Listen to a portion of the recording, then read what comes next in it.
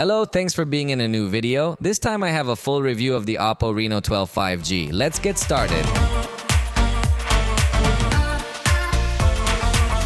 I have mixed feelings about this device. There are things that I like a lot and things that make me very angry. So let's go point by point describing it. For now, I will tell you about its launch price in Mexico, which has been 11,999 pesos. On the screen, you can see the reference price in dollars. At first, it seems a bit high for some things, but as I say, there are other details that make me more or less agree with the price. For example, it has 512 gigabytes of storage. That's definitely a very positive thing. Consider, for example, that the iPhone 16 in the most basic model will have 128 gigabytes and will be much more expensive. So there are little details that definitely stand out a lot, but it also has good competitors in the Android world. So you're seeing on screen also some proposals that would have similar prices. The good news is that OPPO is handling a good distribution, so you can buy it both in physical stores and online stores in department stores. So it will be quite easy to find this device in some store. Join me to know it in more detail. The design is one of these good points of the device. Generally, OPPO always gives good designs. For example, on the front we are going to find curved screen. The glass is extremely pleasing to the eye, but it also has a good level of resistance. It comes with Gorilla Glass 7 Plus. Although from the factory it comes with a mica attached, which I recommend that you leave it attached, but this glass will be quite resistant against scratches and also against falls. So this is very good news. Almost all devices in this price range use Gorilla Glass 5, although honestly Corning has done weird things and we are not sure if Gorilla Glass 7i is better or worse than Gorilla Glass Victus, but according to the nomenclature it would be inferior. The bezels on this device are also noticeably reduced, so it looks very attractive. On the right side we find power button and volume buttons in a plastic frame with metallic look that is very thin. On the top we find microphone, audio output, and even infrared to function as a universal remote control. On the left side, the frame is completely clean, but it also comes with a high-strength alloy structure. That is, the entire internal structure in conjunction with the frame apparently will be very resistant so that, as I say, before any fall does not get to suffer damage and even under pressure does not get to bend or distort its shape. At the bottom is placed a slot to have a nano SIM card and also a micro SD, which considering the tremendous capacity of the internal storage, it is a bit unnecessary to have slot for micro SD, but it is always nice to have more and not less. So storage becomes the strongest point of this device. A microphone, USB-C port, and audio output with 2 perforations are also placed. On the back, OPPO has opted in this generation for a design that they call it Lightwave. The cover is in plastic but has a nice finish that avoids fingerprints in a good way and has these wave reflections depending on the angle of the light, which can become characteristic of this device. Although I personally like the design of the last generation better, but it is appreciated that from one generation to the next it changes the design so that it looks somehow evolution. The camera module has a ring with a texture that is pleasing to the eye and touch, but what strikes me most about the design of this device is that it is super thin and super light. It's 7.57 millimeters thick and it's 177 grams in weight, so it really is very comfortable to wear in the hand. It's also IP65 rated for water and dust resistance, so while it won't withstand being submerged to a noticeable depth, if you happen to drop it in shallow water, it has a very high chance of surviving. Water doesn't really hurt it if it's only exposed for a short time and at a shallow depth. Although obviously in this price range we will find other devices with greater water resistance, so this is not its strongest point, but it more or less tries to defend itself. In this case I have the Mercury Grey edition, but it is also available in Stellar Purple. So in general I think that in design it complies. It just falls a little short on water resistance if you compare it to some of the.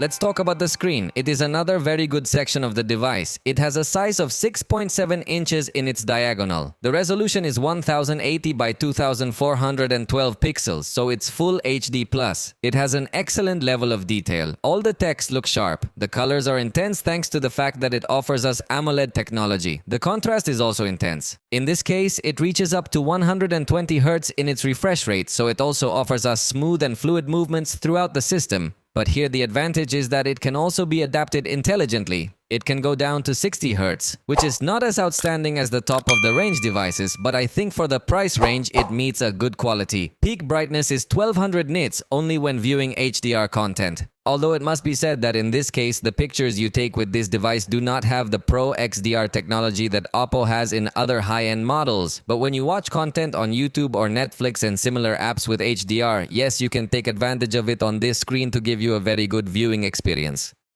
And it includes 3 color calibration modes if you like your colors intense or a little more natural, and even if you like your colors a little more cinematic, you can also give your display a nice effect. Although in this case, it does not have an automatic white balance, but you must manually adjust the color temperature of the screen. However, I have seen the automatic adjustment on other OPPO devices, so I would have liked to see it present here as well. It also includes a smart mode for bedtime with which it will be adjusting the color of the screen little by little to give a comfortable viewing. And speaking of comfort, at the lowest brightness, I think it may come up a bit short because it doesn't have the extra dimming option in the accessibility options, which we do find on some other devices. So if you like to use very low brightness in the evenings, the option won't be available.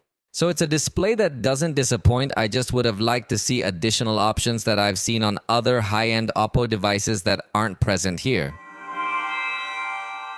Regarding the sound, we will find 2 speakers, one at the bottom and one at the top, which emits sound through 2 outputs, one that is in the frame and another through the headset for calls. I must say that the sound does not seem to me the most spectacular thing. I think it complies nothing more because it is stereo, it is quite strong. In fact, it has an additional gain mode that they call it 300%. I don't really like the name, but it raises the mid and high frequencies a lot. The sound can get a little annoying if your priority is a well-balanced sound, but if your priority is a thunderous sound, it can give it to you. I especially find it useful if you are viewing some content that has very low volume, because in that sense it could give you that extra gain you need. However, it doesn't have a very powerful presence of the low frequencies, so the bass sounds are not very noticeable. So, as I tell you, it's not a sound that stands out too much, but it manages to deliver within what one would expect still in this price range. It's not your priority. But what do you say we listen to a little test? Although remember that it is not the same to hear it live.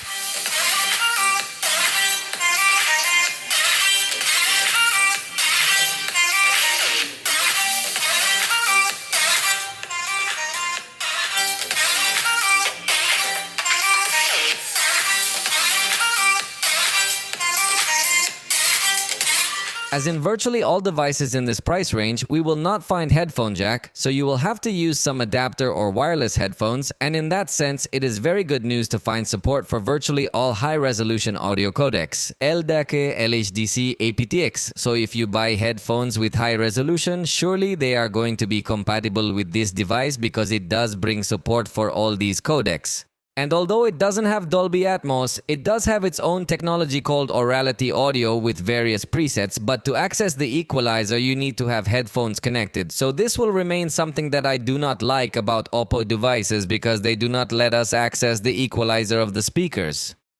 But now talking about the microphones, you should know that it integrates 2 microphones. That's more or less expected. There are some that integrate more microphones, but fortunately through the software has a special mode to mute the noise better during your calls. So let's first listen to a normal recording in an environment where there is some noise. Esta es una prueba de audio en un entorno ruidoso grabada con el OPPO Reno12 5G. Now let's listen to a recording of a call applying this clear voice effect so you will notice the difference. It's exactly the same environment. It's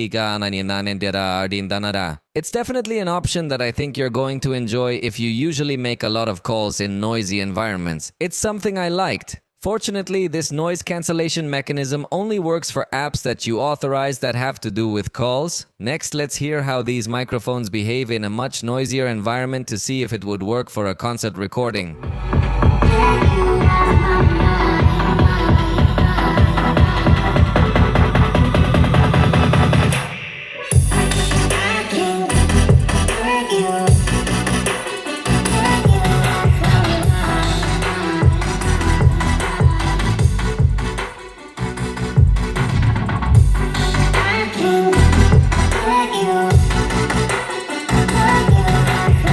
I think the mics manage to retain much clarity in these environments, but at least you don't start to hear saturated audio. So let's say it delivers just enough, but I wouldn't consider it a specialist in these environments. The front camera is 21mm, has a 32 megapixel sensor, probably the same sensor that OPPO has been using in a lot of devices for a while now. It comes with f2 0-point aperture and autofocus. Definitely having autofocus in this price range will make the pictures come out with a better level of detail, and the truth is that few manufacturers offer us such a feature. In this case, you can quickly access the camera by double pressing any of the volume keys, but it is a gesture that is disabled by default and also only works when you have the screen off, because if you have the screen on, you will not be able to access the camera quickly. You could also with the screen off draw an O, but again it's something that only works with the screen off. So from my point of view, OPPO should add some gesture to open with speed the camera when we have the device active. As you notice, the device has good agility when taking pictures with the front camera, although it does not offer us a burst specifically. In the lower right corner, we find access to different color filters that we can use and preview in real time. We also have access to the beauty mode with different parameters to enhance the face. In fact, there are a lot of parameters that we can modify, each one with its own intensity setting, so we will definitely have a very extreme face modification. And in the settings, we can also enable the capture mode with the palm of the hand or by touching any area of the screen to facilitate the photographs in moments where it is difficult to reach the shutter. OPPO has always been known for taking good care of selfies. I think in this case is no exception, although the color is perhaps not as accurate as I would like. However, the level of detail I think is up to what one would expect. Note that this is a camera that has a good level of wide, so if you stretch out your arm, I think you can create a good frame in conjunction with some landscape you have behind you. Panorama mode, which gives us a little bit of a wider perspective. And the funny thing is that it also allows us to apply digital zoom in our photograph so we could get to appreciate various details of our face. For group photography also complies with a good amplitude, and in this case through software also includes a face enhancer that we will see later. In the interior photographs we can see that it maintains a good contrast and also maintains good color saturation. The level of detail is what does not remain as high as outdoors, but overall the result is positive. In backlit scenes he notes that the preview is still not well optimized, and I must say that it was a cloudy day, so the backlight was very aggressive. However, in this case you notice that there are some areas of the image that are overexposed and completely burned out. Plus the shadow area has little contrast, so it doesn't seem to be a specialist in this aspect, although I insist that it was a rather complicated test that day. At night I like that it controls noise well, so it's not going to be noticeable, and despite reducing noise it seems to manage to maintain an adequate level of detail, and this is something rare to find in devices of this price. Even from the closest angle or zooming in on the face, we still see good detail. Even in backlit conditions at night, I like the result. In this case, it relies on the screen to illuminate the face a little more, but I insist that it was a rather complicated photograph by night backlight, and notes that even in the most illuminated areas does not get to overexpose as much as we could notice in other devices. Night portrait photography I think is not as advanced. In this case, with the front camera notes that a little more detail is lost, it doesn't have as advanced detection, and the bokeh effect is also simple. During the day, portraits are going to come out much better in terms of the level of detail that is achieved, however it still does not give the expected quality. It seems to me that the front portrait photography does leave a little to be desired, especially because we will not find object detection either. In addition to the level of detail, if it looks quite strange, note the beard as it looks extremely artificial, so in general I would say that it is not an expert in front portrait. On the back, you'll find, for starters, the ultra-wide 16mm camera. This has an 8-megapixel sensor, its aperture is f2.2, and it has fixed focus. So let's say it's a simple ultra-wide camera, but it's a welcome addition. Then the main 26mm camera with a 50-megapixel sensor, f1.8 aperture, autofocus, and optical stabilization. And finally, the one that for me has been the complete disappointment of this device is the 2-megapixel macro camera. It is something that personally made me very angry, because in a device of this price it is unacceptable to find this camera. Better they would not have placed it and would have placed autofocus on the ultra-wide camera, and I would have appreciated it much more. Because this way simply makes me think that they only wanted to put it to make it look like it has 3 very advanced cameras when it will only have 2 good cameras. And this camera is considered the decorative, ornamental marketing camera. In our capture speed test, note how curious the result is. It seems to have a buffer that anticipates the shutter time as we take the picture at number 3, but usually the result comes out a few milliseconds earlier. So you don't have to worry about pressing the button at the exact moment as the device anticipates these pictures. The burst takes a bit of time to start, but I think it also has a quick response. Although it only gives us a burst of 20 pictures, then it is not as spectacular a burst as we might see on other devices. In the main camera interface, we are also going to see the same color filters that we had available on the front camera and also access to the beauty mode, but here only with a slider unlike the selfie mode. By tapping on the screen, we can adjust the exposure or focus, but there is also the Pro mode available to manage more parameters. For example, the ISO can go up to 3200, the shutter speed can go up to 30 seconds, there is also the compensation, focus, and white balance. Although in this case you should know that it does not support RAW photos, so it does not seem to be a device that gives so much priority to the camera. Fortunately, it is capable of scanning QR codes directly from the main camera interface without the need to open Google Lens, although there is also direct access to that tool.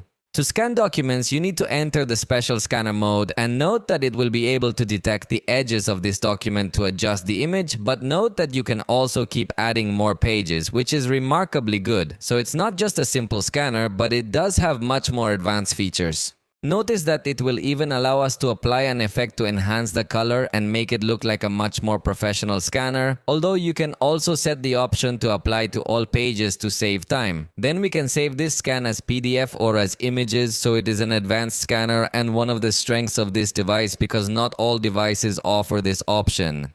With this device, it is possible to take high-resolution photos, and note that we do find a good level of detail in these photos, so we can crop over this photo still maintaining a good level of detail. Although it is not the most spectacular thing I have seen, but considering that it is not an ultra-premium device, we can accept it. In motion photos, both the ultra-wide camera and the main camera manage to, let's say, freeze time. While noting that the ultra-wide camera has a little less light input, it feels like a slightly darker photograph. We're even going to notice a bit of graininess in some areas of the photograph, even though we're capturing an outdoor photograph. However, as a positive point, it seems not to have so many distortions or chromatic aberrations so noticeable in some edges. The main camera has better lighting treatment. Note that darker areas come out a bit better lit, and the brighter areas also come out with a good exposure. In general, I think that the main camera photography is of good quality. Indoors, the ultra-wide camera maintains a good contrast, and despite reducing noise, I think it also manages to maintain a very good level of detail. Although obviously with the main camera we will have a much higher detail while maintaining good color saturation and controlling noise well. I think it also manages to maintain a very good level of detail, although obviously with the main camera we will have a much higher detail while maintaining good color saturation and controlling noise well with the 52mm setting, i.e. zoom 2x still manages to maintain good detail, although I would not say it is a photograph with 100% optical quality, but it is fine in backlight. The preview doesn't look optimized, but the result with both the ultra-wide camera and the main camera is positive. As for the balance of light and shadow, note that the ultra-wide camera does not reveal too much chromatic aberration, so if it performs well in these backlit environments at night, it also has a good treatment of noise in the photograph. With the OK Zoom X setting, it still manages to maintain good detail, although I wouldn't say it's 100% optical quality photography, but it's fine. In backlight, the preview doesn't look optimized, but the result with both the ultra-wide camera and the main camera is positive in terms of light and shadow balance. Note that the ultra-wide camera does not reveal too much chromatic aberration, so it does perform well in these backlit environments. At night, it also has a good treatment of noise in the photograph. Note that it is a fairly clean photo, especially in the darker areas, without losing too much detail and also exposing in a good way the most illuminated areas. The main camera is obviously much better still. In the darker areas, we are going to notice much more detail because it gets to capture more light and again balances the brighter area as well, so I did like this picture. Even using the ultra-wide camera setting, we still see the same performance, and I wanted to put it to a slightly more complicated test in a very low light scene. Watch, this is the screenshot. This would be the result with the ultra-wide camera, which honestly isn't anything spectacular, but it represents pretty well how difficult the lighting was in that room. Subsequently, the main camera shows how it manages to capture much more lighting, so I think it does perform well. As for the zoom, there is bad news because in this case we will not find a telephoto camera, something we already saw last generation, and from this generation they have removed it. So the zoom is going to be limited. It goes up to 10x digitally, but it definitely does not look that good, and for me it is inexplicable that if they already had a telephoto camera last generation, they have removed it in this new generation. So this will be my biggest protest and one of their weak points.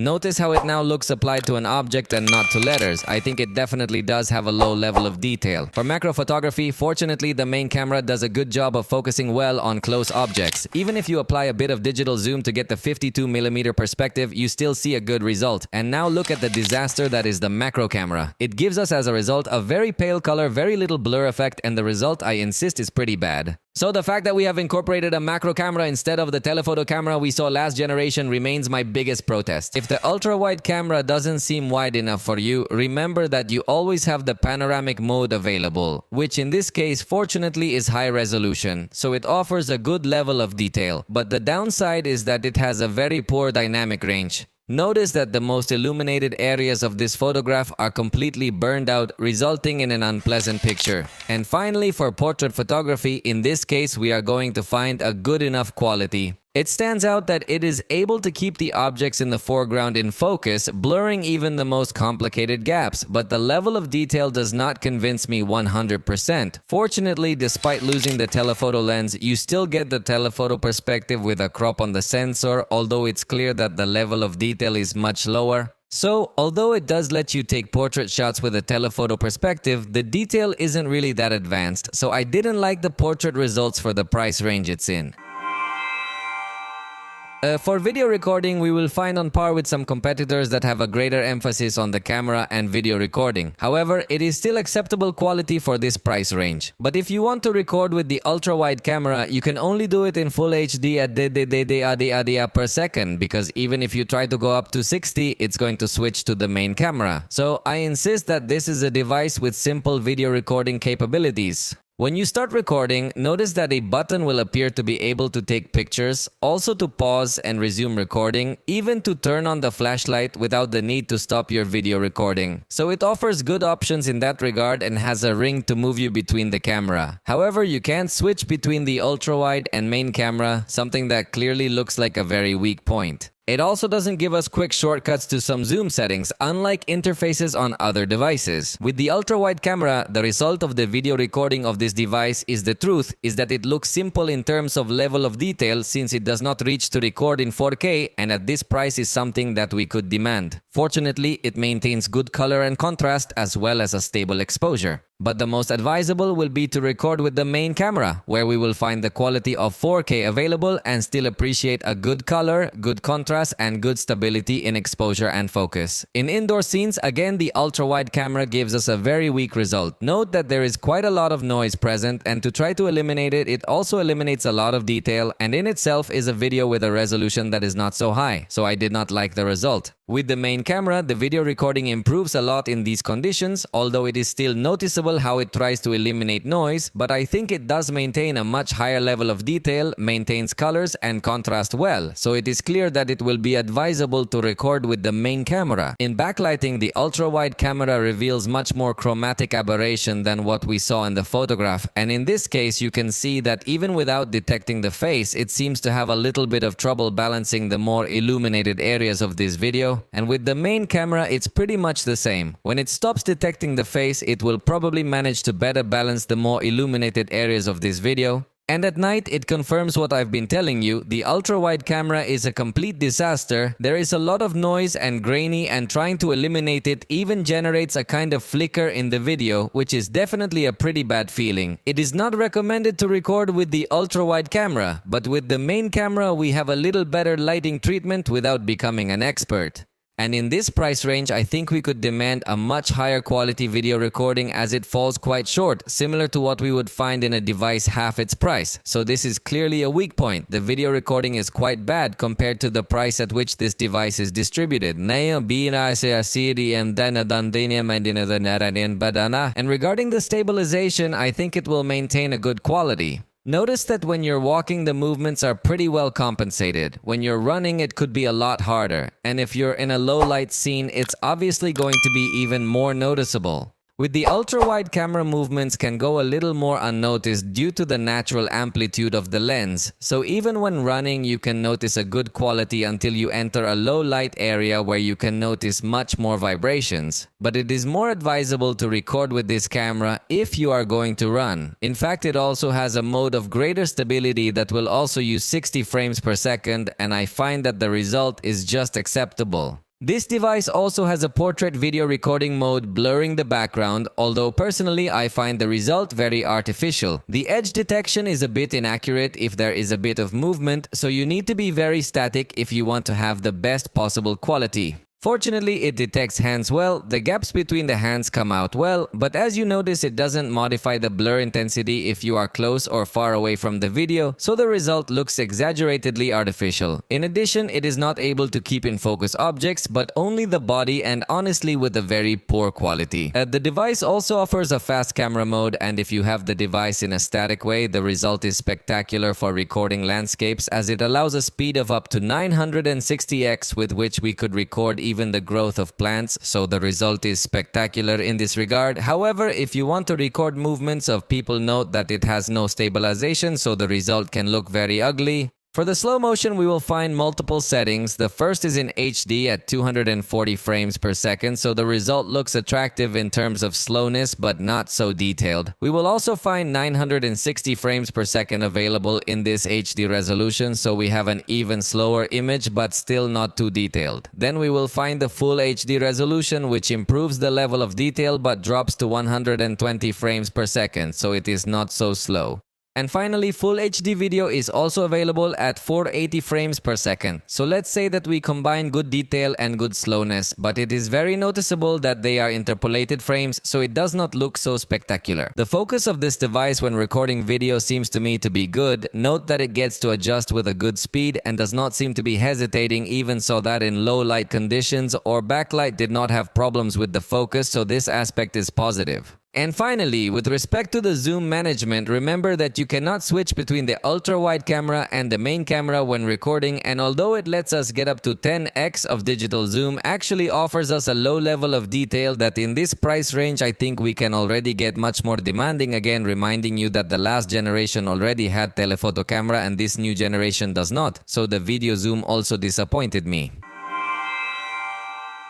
The front camera will give us a good image quality because it can record video in 4K, but by default it does not have any stabilization, so you can notice a lot of these movements when walking and generate an unpleasant feeling in the video. In addition, it does not have a good backlight behavior, so it will give total preference to illuminate your face, sacrificing all the illuminated areas of the back. And even though it has autofocus, the truth is that it's an autofocus that doesn't allow you to get that close. However, it makes up for it because if it gives you a bit of digital zoom, then I think it's okay. If you activate the additional stabilization, you notice that the device greatly improves the video recording result, but talking only about the stabilization because the video actually seems to go at a lower bitrate, which results in a less detailed video. Plus, in this case, the video goes down in resolution to full HD. In interiors, the result I think is still positive, even if you get to perceive a little noise and therefore also a little less detail, but it is acceptable. However, at night it will appear much more noise, and note that the video seems to go to a slightly lower frame rate per second in order to get more light, so it is not an expert in this section if you need to have a very good lighting to have a better video quality with the front camera. Even in the much more complicated scenarios where you depend entirely on the lighting that is able to give you the screen, we will notice quite grainy, although this is a much more complex scenario, but I think at this price if we can demand a better treatment of noise. It also has fast camera but goes to a fairly low bitrate. Note that if we pause the video at any time, you notice a low level of detail, plus it is a fast camera in full HD, does not have slow motion, but if you have a portrait video recording mode that honestly looks very bad. For some reason the background looks with an effect.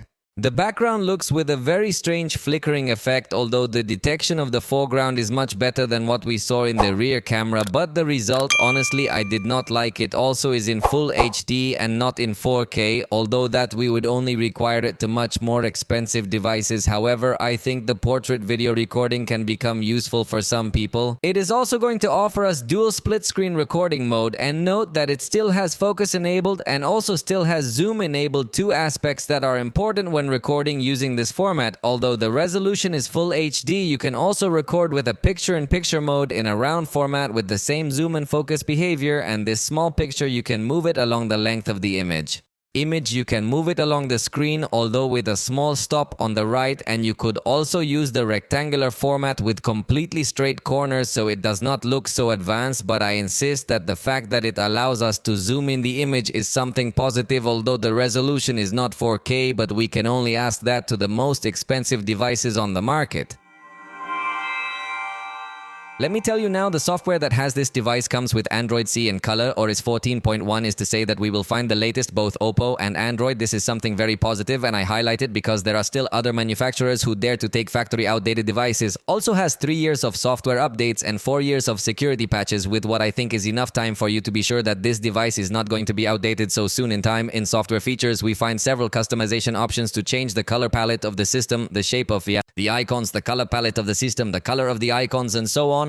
I think that's enough time for you to be sure that this device is not going to be outdated so soon in time. In software features, found several customization options to change the color palette of the system, the shape of the icons, and some other details. In general, is a device that does offer a good level of customization. In fact, also has a theme center where you can explore predefined packages, so in that sense does not disappoint. In fact, also lets us change the shape of the quick settings panel and some other little things. We also find the feature of always on display, so you can customize a clock or some cover, a specific text, or even some Bitmoji to be constantly displayed on your screen, even if you have the device locked. Also brings the feature edge lighting, so that when you have the device face down, taking advantage of the curved screen, you can notice somehow that lights up when you receive a message or a call. And on the main screen, we find a gesture from one of the lower corners to the center to bring the icons of applications, and you can reach them more easily, but this gesture is sometimes difficult to activate.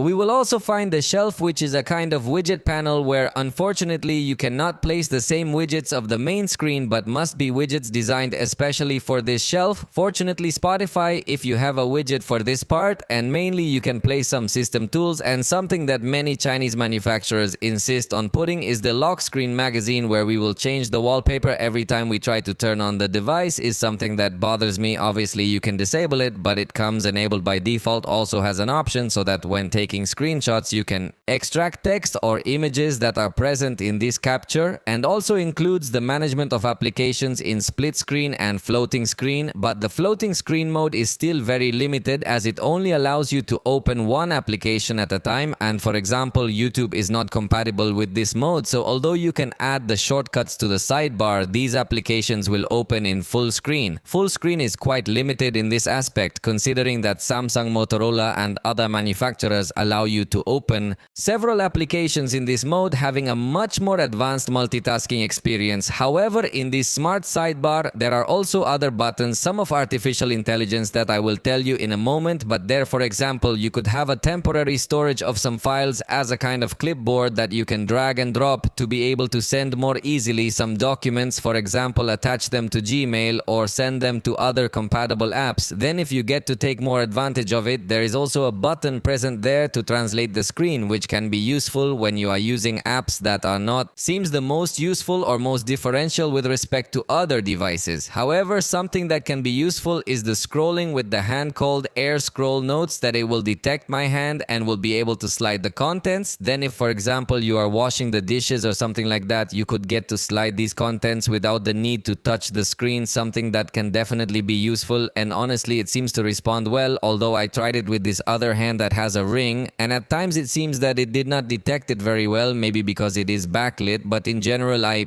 have been using it. And if it usually works well, it also has a calls in space application where you can enter to block any type of notification and somehow disconnect you from this digital world. Also includes a retouch option in the camera for video calls. This retouch is not only compatible with WhatsApp but also with Microsoft Teams, but is not compatible with Zoom or Google Meet, so it is a kind of beauty mode applied to video calls that honestly looks good for who wants this kind of retouching. And well, from the gallery you could also get to create animated GIFs by selecting multiple images, and also if you press and hold on a person in a picture, you can extract it to save it as a PNG image or to save it in the sticker section of the photo editor. However, it is not added to keyboard stickers or anything like that. Also includes the IR remote application, through which you can use this device as a universal remote control, something that is very useful if you are constantly. It also includes the application Oud Relax that will allow you to emit relaxing sounds. like a forest environment or similar, all completely free without ads and nothing like that, and also has an application called Music Party that reminds me of things that were seen years ago where you can synchronize 2 or more devices of the same brand so that all play the same audio. However, in this case, it is necessary to load MP files, 3 files, which I think is something less and less common, but the feature does work. And finally, this device offers a small floating capsule inside some applications like the timer or the voice recorder or calls, so you can have a quick look at the status of each of these actions. And to finish with what has to do with software, remember that even though the OPPO operating system is perfectly well optimized, it's not a problem.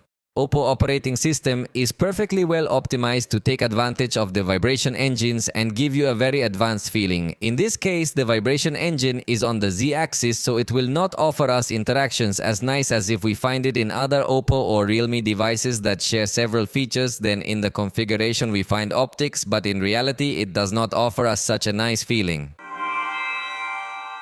Now let's talk about the artificial intelligence functions, because this device is a specialist in that, which is worth to be highlighted because it is a mid-range device. It is not a flagship. However, it integrates several artificial intelligence features. So let's start with the study. This application will allow you to generate artificial images based on some models. Then watch, simply choose the model of photograph you want. And at the bottom, there are photographs that you can upload. So let's say it will transform you here. I selected a photograph, mine hit generate, and it will take a few seconds to do. All the magic, of course, this is done with an internet connection. It will not work locally, but fortunately you can leave and explore other things while this image is still being generated. Now let's see the result. Sometimes it can look very similar to you, sometimes it can look a little different. It is an artificial intelligence model that has been trained in Asia, so sometimes it can look very Asian, but since my wife herself looks very Asian, she turned out very well in her artificial intelligence model. I honestly don't look very much like me, but I insist that I look very much like you, although I insist that I do not look much like you. I don't look much like me, although I insist that there are templates where you could have much more similar results. So it is quite fun to be generating all these results with artificial intelligence. And as you realize, there are some that also work in pairs, so you don't necessarily have to generate individually. Probably it will cause you several moments of fun to be generating images with this artificial intelligence. Even if you want to change your profile picture and give it an artistic touch, could be attractive. Although in this case, note that there is a charge for each time you generate this image, and it costs 10 diamonds each generation, although since you enter they give you 5,000 diamonds. So let's say you can generate 500 models with 4 images each. If you use the individual images and if you use the images in pairs, it generates 2. In this case, it does not show me any option to buy new diamonds, so I can tell you how much they cost. But they have dynamics, so that if you enter every day, they also give you diamonds back. So it seems that it will be an option that at some point could be paid, but for now it looks completely free. Another feature that we will find in this device will be the ability to transcribe and summarize your voice recordings. Note that when you enter the voice recordings will appear this summarize button that will use artificial intelligence. Simply determine the language in which the recording is made. Note that these are the languages available, and then we start the work. But note that if you disconnect from the internet, this transcription stops because it requires a complete internet connection. And in fact, once the transcription failed, I did not see the button to generate again, and it did not do any work. So I deleted the transcription and I generated it again with internet connection, and note that it actually has a very good performance. Very good. It divides by points very specifically. It even managed to understand quite complicated terminology like battery capacity, the name of the OPPO load, and some other things. So I loved it. It is a feature that really looks very useful. And when you are on some web page, notice that in the sidebar 2 buttons will appear, one to read the article for you. Watch how it makes a scan and can start reading with male or female voice as you decide. However, I must say that this reading is not so advanced because, for example, you will read the menu or any ad or button that appears on the page, so it can be a bit annoying.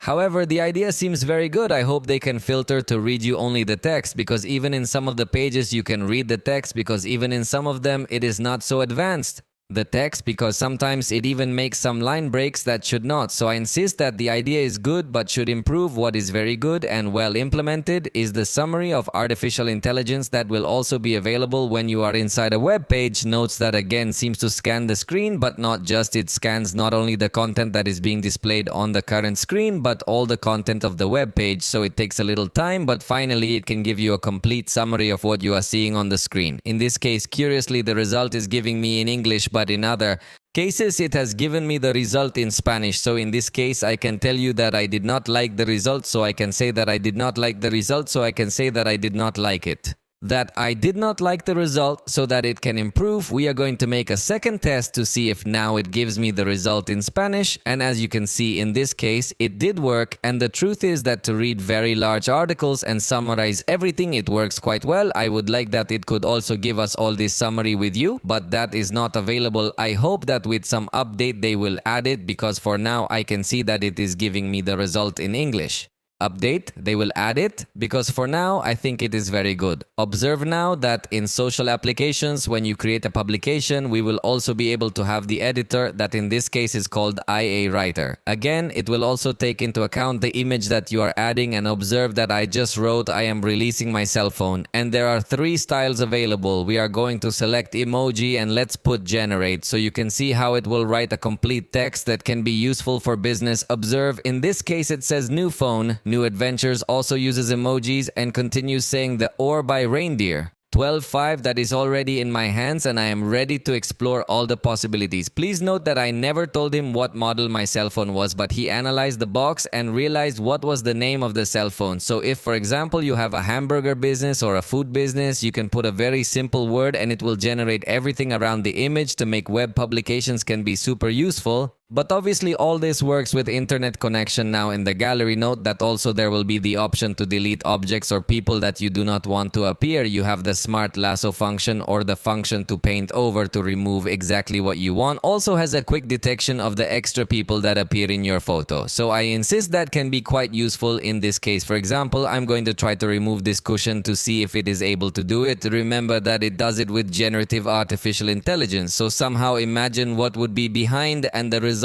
seems to me very positive. In the unboxing, I showed you other examples, and the truth is that it works pretty well and is another of the tools that are available in this device, although it requires internet connection, but it is definitely very useful. It requires internet connection, but it is definitely very good to have it in a device of this price for group photos. It also has a tool that can be useful. Then we will find a bad translation, but this function that says in Spanish, cara despejada de allá, what it will do is increase the level of detail of the faces. It supports up to 10 faces, and if you don't zoom in, you won't notice that much difference. But if you zoom in on the more distant faces, if you are going to notice an increase in the level of detail of the face. It can be very useful if people had come out a little out of focus because of the camera. But another function that could be very useful is in those moments when someone came out with their eyes closed. Watch again how we can enter, and we will select the best face of IA, and again we'll make an analysis of artificial intelligence, will detect who appears with closed eyes and will open his eyes. The truth is that the operation is very good, is one of the functions that has surprised me most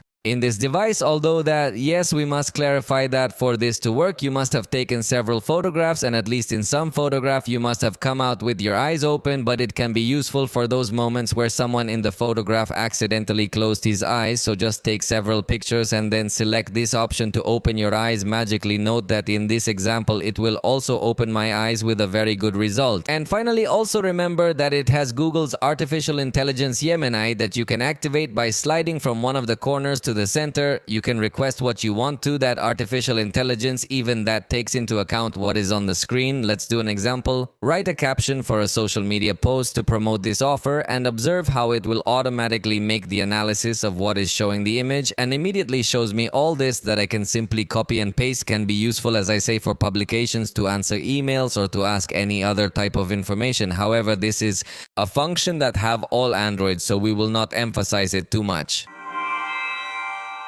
And in terms of security, we have fingerprint reader inside the screen. The expected you can change the animation supports 5 different records, so it offers good features. Also has facial unlock, but it is only in 2 dimensions, so we will not delve into it. Also includes the extended unlock to stay unlocked in secure environments, and has a payment protection system that, for example, when you open Amazon or some other applications, will give a little more security. The truth, I do not know how it does, but every time you go to make a payment on Amazon, shows you a special icon. You go to make a payment on Amazon, it shows you a special icon. It also includes the Google Password Manager to automatically fill in forms, and if you go to fill in a password, if it asks you first to verify through your fingerprint, so the experience is fine. And it also includes other tools like locking apps, hide apps, the safe where you can safeguard your private documents. You can even clone the system to have 2 separate systems, each system with its own password, its own apps, and its own files.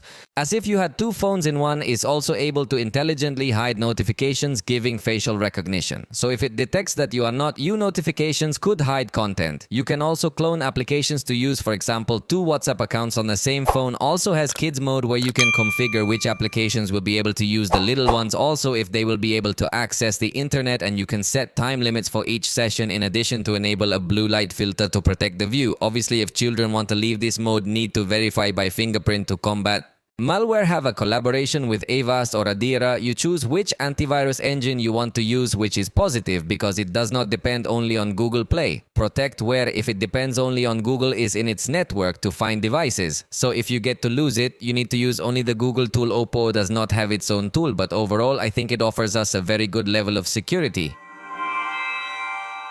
The battery has a capacity of 5000 mAh, which may sound like a battery equal to what a lot of devices have nowadays. However, in my tests, I have to tell you that it was a little below what I expected. So in my extreme drain test, it came close to reaching 4 hours, but it didn't exceed 4 hours, so it stayed at 4 hours, so it didn't exceed 4 hours. It did not exceed 4 hours, so it fell a little short in my background drain test. I noticed that it was a very similar figure, so I conclude that it is not that smart in managing apps that are running in the background. So if you have a lot of apps running in the background, the battery will drain you. I think that if you are going to need the battery saving mode on a daily basis, fortunately it includes a normal saving mode and an ultra saving mode that could help you in emergencies or when you have very little battery left, as it restricts several things in the system. But while the battery is not very spectacular in its duration, the charging power is very good. For starters, the charger comes included in the box, and that is a positive thing. In full, 1024 is a charger plus 80 watts, so it offers us a very good power. I did my test and I let this device fully discharge, and with 15 minutes it reached up to 40% in half an hour. It was already at 70% of battery, and the full charge, the charger is very good. It's a very fast charging device, so that kind of makes up for the fact that the battery didn't last as long as I would have liked, although the charger is a little bit bigger than normal, so it can be a little bit more cumbersome to carry around. But I think it's a very fast charging device, so that kind of makes up for the fact that the battery didn't last as long as I would have liked it to. But I think, let's say, it has a more or less good balance. In this case, we do not find wireless charging, which is something we could already ask for the price at which it is distributed, but it does offer smart charging and charging lock to take care of the battery. So if you usually leave the device charging all night, it will not charge as fast to protect the battery. And if you usually leave the device charging all night, it will not charge as fast to protect the battery. And if you do not find wireless charging, it will not charge as fast to protect the battery. So fast to protect the battery. And if you need to have the device plugged in at all times, you can enable the lock so that the battery does not overcharge and thus not deteriorate. It is so fast. So in battery only, I would have liked a little more duration and wireless charging, but in the rest of sections as well.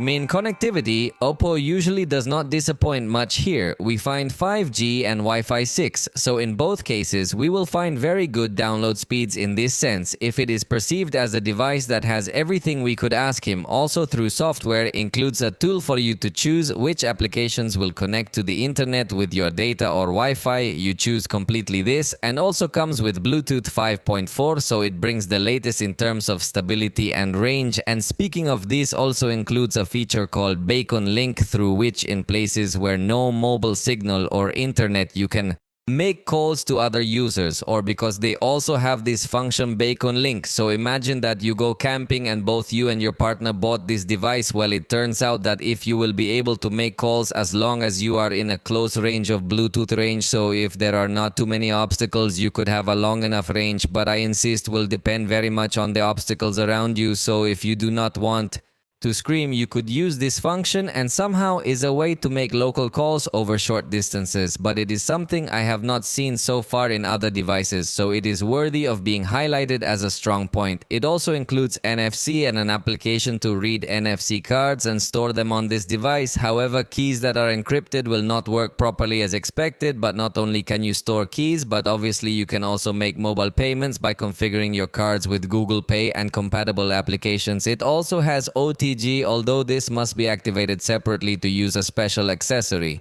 through the USB port, and it also includes screen projection wireless, but by cable you cannot do this action. Fortunately, yes, you can hide notifications, so you only project what you want to project and maintain some level of privacy. Also, obviously also supports Android Auto, and we will find a good amount of sensors, including the accelerometer, geomagnetic field sensor, orientation sensor, gyroscope, light sensor, and a proximity sensor, completely physical, which makes the experience very good, unlike a lot of devices today that are betting on virtual sensors. Then in this sense I liked a lot.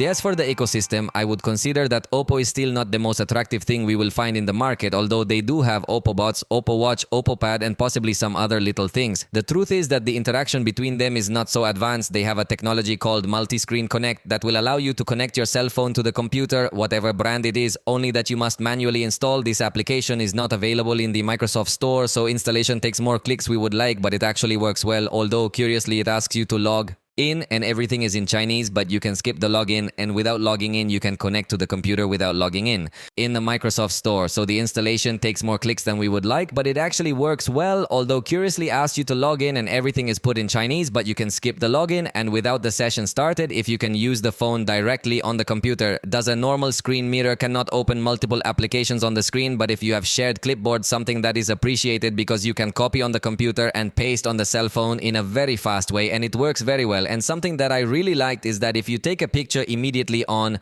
the computer, appears the option if you want to copy it or save it. Then Multi-Screen Connect works well, but for example from the OPPO Watch, you cannot take pictures on this device. So still the ecosystem interaction is not so advanced in various technologies, depends on Google like Quick Share, Google Fast Pair, and others. So Google is the one who makes possible several things of the ecosystem of this device. In the same way, Google Drive will be your cloud storage, Google Home will be your control of home devices. Then it feels very limited. Still the brand, even though in China, if it has its own solutions, globally still depends a lot on Google. Then if you are looking for a more advanced ecosystem, we'll have to look at others. Let's talk about performance, and for that we do the test of opening applications. This device incorporates the Immensity processor and 7300 energy, a special edition of many that take MediaTek. In a moment we check how is its power. The good thing is that it has 12 gigabytes of RAM, something that for example not even the Galaxy S24 in its base model offers, so that you can keep open many things and the device is going to stay fluid. We will check it in a moment and ready. It took about 3 seconds on average to open each application. It is not the fastest device we have seen. Its main focus is another completely different, so it is going to focus much more on a stylized device in artificial intelligence functions and RAM memory especially. Then it will not be ultra fast, but as I was telling you a moment ago, thanks to the fact that it has thanks to having 12 gigabytes of RAM, you see that despite not having a super powerful processor, even having many things open, the device does not start to get slow. Then if it is very important, the issue of RAM memory, and in this case it is confirmed that manages to take advantage of it quite well. The device shows a good level of optimization and smoothly is keeping running 16 applications, so it will really give you a very smooth experience, I insist. Even though the processor is not the most powerful, if your priority is the processor, if you are going to find some other more powerful devices in this price range, but the truth is that the vast majority of people will not need a more powerful processor. Many will feel that this device runs very smoothly thanks to the theme of RAM memory. Note that browsing inside Facebook, we are going to notice a good fluidity, although curiously the screen went down to 60 Hz while I am on Facebook for some strange reason, but note that it does not freeze at any time. Let's switch now to another application that could also be a bit complex because it also has quite a lot of multimedia content, and again it seems that the screen adapts to 60 Hz when you are scrolling in applications multimedia. For some strange reason it gives me a bit of a weird feeling, but the device doesn't freeze at any time. Let's try Instagram as well. And in this case I think The screen didn't drop in its refresh rate unlike the other apps, and again note that it maintains a pretty smooth experience. In fact, the device has 4 GB of virtual RAM by default and allows us to increase it to another 12, but you saw that it is pretty good as it comes from the factory, so I would not recommend you move several things. Storage is its strongest point, as I told you at the beginning of the video, because it has 512 of internal storage, and you can also put a micro SD. Then very few manufacturers, if not none, offers that combination. We will see how fast you can get to be storage in your reading and writing, because there are manufacturers that you offer you a lot of capacity, but it is a pretty slow storage. So let's finish this test to more or less have a reference. So far it seems that as an upper mid-range or premium mid-range device is meeting a very good read speed. Perhaps the write speed falls slightly short. So let's then do a test exporting a video, but at least it seems that the storage, if it meets good. So to export the video you have to look at the RAM, the storage and the processor. Let's do this test by exporting several clips recorded with this device in 4K added together. They have a total duration of 1 minute already. It took about 42 seconds, so it doesn't seem to be that powerful in this one. Aspect for the games, we will find its own application where it manages all the games we have installed, and in the settings we will be able to select whether or not we want the additional toolbox. Also, if we want to hide the games from the main screen, if we want the incoming calls are answered directly on the speaker, and the style of notification that will appear by default is that bubble alert, but you can also select bullets that are running along the screen to avoid interrupting your game, or you can block them completely. You can also block the brightness, and you can activate the mode quick launch mode so that the games are cached if you play them constantly, so that the next time you run it opens faster. The device is also capable of adjusting the screen resolution if it is already too hot, but you can disable that if you don't like it. And also remember that there is the esports mode that you can use to play games on your device. That there is the esports mode that will block several interruptions, will optimize the system and other things. Finally, there are some screen filters compatible only with PUBG, and that's all that is in this configuration. And when you enter a game, you notice that opens this side panel from which we will find different system performance modes, whether we want to save battery or we want to give it as much power as possible. Also from here we find Spotify control plus brightness control, and we can enable or disable the championship mode, the style of notifications, the call blocking, and we can take screenshots both in image and video. Also, there is a network optimization section which will improve the Wi-Fi network latency, and touch optimization which will improve the touch sampling rate of the screen for faster response. We are also going to be able to lock rotation and enable the quick launch we saw a moment ago, plus filters and even voice changers for voice chat compatible games. We can also activate a constant monitor of the frames per second, GPU and CPU consumption, which can be very useful for those who want more detail in the games. And there is another option to somehow lock the screen while the game is downloading content to avoid excessive battery consumption. Finally, we can also open some applications in floating window to not have to leave our game and answer some messages. As you see, you can add the application you want along with some other widgets or additional tools. In Call of Duty by default, it gives us the very high graphic quality at a high frame rate. However, we can also go up to the maximum rate and the graphic quality adapts to a high level still, or we can be in very high graphic quality along with very high frame rate. Notice that if all the additional effects available appears something that is not so common in MediaTek processors, but it shows us that this specific processor is quite well optimized for graphic compatibility. Quite well optimized for graphics compatibility. However, if your priority is graphics quality, you should know that at this price there are already competitors that are compatible with ultra rate, which confirms that this device does not give full priority to the processor. However, in the graphics quality we selected, the device behaved very well with 40 frames per second on average, very good stability and very well controlled temperature. In the Legends game, we changed the automatic setting for a manual setting appropriate to its price with a high quality at 60 frames per second. And again, the truth is that it behaved quite well, 59 frames per second on average. Its lowest peak was just 37, and this game normally has some low peaks but in all devices, and the truth is that the temperature is well controlled, also reaching 39.4 degrees Celsius, so I think the experience is quite good in this regard. And in the SpongeBob game by default, its resolution and medium quality at 30 frames per second, and interestingly the screen recording froze at that point, but we set it to high resolution and high quality at 60 frames per second, and in this case there was much more instability than in the last game, so the frames per second were going up and down constantly. Fortunately, it didn't go down at all. Down constantly.